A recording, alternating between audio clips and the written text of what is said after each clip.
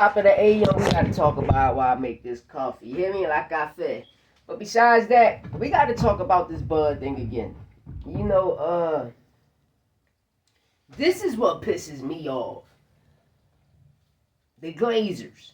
And the reason I'm mentioning the Glazers because wasn't none of y'all speaking that tone before this man mentioned that he was retired.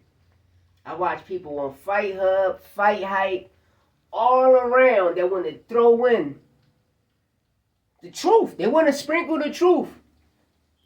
Shout out to Fight Hype, and you seeing the Andre Durrell situation.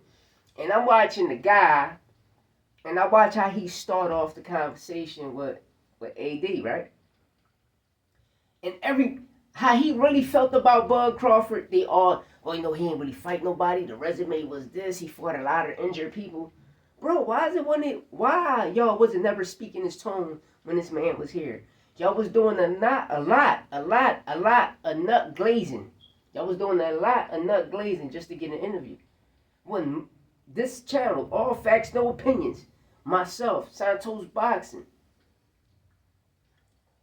even Marty the manager, a lot of us was speaking this tone, and we are still speaking this tone. But at the end of the day, I always defended Bud Crawford because of, I can't say Bob Arum. All I can say was the people that was running Top Rank recently. How they would have never give Bud the opportunity. And what I mean by that is making him a pay-per-view star. The guy's a pay-per-view star. Now I mean, like, you can see what you want. When you take a certain fighter to their hometown and you throw 4, 5 fights, 6 fights, they're gonna sell out. So if you're doing it on the Midwest, which is great for the sport of boxing, why remove him from that situation and take him to California and throw a fight with a no name at a soccer field? Make it make sense. But I understand what Turkey was trying to do. I understand that because the card that he brought with it, but a lot of those people wasn't ticket sellers, they wasn't putting butts on seats, asses in seats. But this made me mad. I'm just sitting back yesterday watching, Bud retired, Bud this, Bud that. But I'm watching all of these commentators really saying how they really feel about his career. Oh, he ain't fighting nobody. Oh, his last 5, 6 opponents was all injured. All this, all that. Why wasn't none of you motherfuckers speaking that tone? Why none of you motherfuckers was speaking that tone? That's all I'm saying. That's all I want to know. Why none of you niggas was speaking that tone? I get it though. I get it. Now that he gone and y'all can't get the fights that y'all really want to see, and now y'all really want to tell the truth, he ducked boots. He ducked boots from 2020 all the way up. He ducked boots. Yes, he did. And just go back and look at 2020 where Boots was ranked at for the WBO and where he became his mandatory. Then he left that way, went the IBF route, beat Roman Villa, Sergey Lipinets started it off. Boots was the only fighter to knock Sergey Lipinets out. The only fighter at that time who was a former IBF champion and an Olympian, right? Okay, then Boots did that. Then he became Spence mandatory.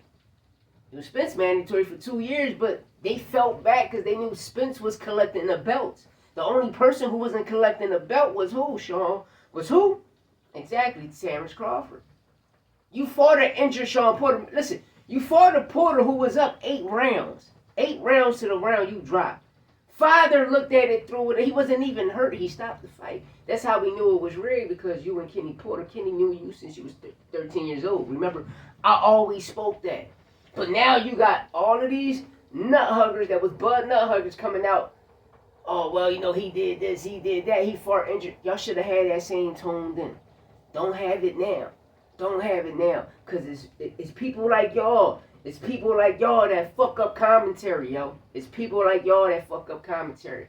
And us, we're not biased because we just keeping it the truth. If I was ever to interview Bud Crawford, y'all know what I'm going to say. I'm going to keep it real. Everything I'm saying now, I'm going to tell him.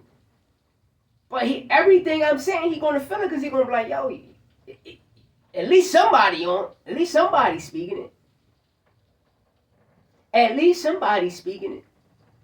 And people mad because, listen, he about to be 40 years old. He can retire. He can retire. Now, people about to say, oh, well, Canelo was hurt. Well, to me, Canelo wasn't hurt. The only thing I say was about this Canelo fight, and I'm going to always say it and stamp it, is Canelo already had 2 losses. So, the people that beat Canelo, I can't say Bivol was the greatest, because Bivol was a no fucking fighter. Who did Bivol fight? I want to know who the fuck did Bivol fight. You feel me? Floyd, we know what Floyd did. We seen it, etc. Tremendous, spectacular. I got a short coming too. But what Bud did was amazing. You know, people probably look at the names like, oh, they was injured reserve. Listen, let me tell you something. If a motherfucker can get in that ring with you and fight you, it doesn't matter his situation at all. He took that check, he signed that contract, now you in here getting the ass whipped. That's it. That's it. You know, and I'm one of them people that always said that and stated that, but I wasn't really focused on that. I was really focused on why this kid is not a pay-per-view star. At 140, he was running around collecting all of those titles. You feel me? He was collecting all of those titles. But I get it. You had Pacquiao. You had Tim Bradley. Top Rank was only focused on certain fighters. You know, and yes, me personally, if Bud would have signed the PBC, I'ma always say he would have been a big star. He would have been a big star. He would have been a big star. But they knew they would have been in tough competition. So the promotional company you signed to and you conquered, hey, you gotta salute it. You know, Spence. You know, Spence took the fight. You know, everybody knew Spence was damaged goods. Even when Danny fought him, he was damaged goods. But we all thought Danny was going to win the fight, which he should have won. You know, Danny and Crawford would have been a bigger and better fight. You know, but Spence was collecting those joints while he had his first car accident. You know, and Bud just went in there and gave him a 3rd car accident. That's all it was. Gave him a 3rd accident, you know, and you got to put respect on it. But like I say, what Top Rank did to him, and him going to Victor Conte was the only thing that fucks it up for me. But everything else is golden. Everything else is golden. Yes, I'm on here saying, yeah, if you don't pay the sanctioning fee, you're not undisputed. You're not. Because that's on contract. Before you sign that dotted line, that contract, I don't give a fuck what title you can fight for the WBA. All of their rules and regulations and they sanctioning fees is in there. So soon you sign that, and you get your first portion, they get paid. We all know this. We all know this. But that's why I say the puppetness comes in. The puppetness comes in, and it's like, you go deal with communist people to come at your own country. It's blasphemy. But besides that, let me know what you think in the comments and hit that subscribe button. I'm up on out of here. Dollar.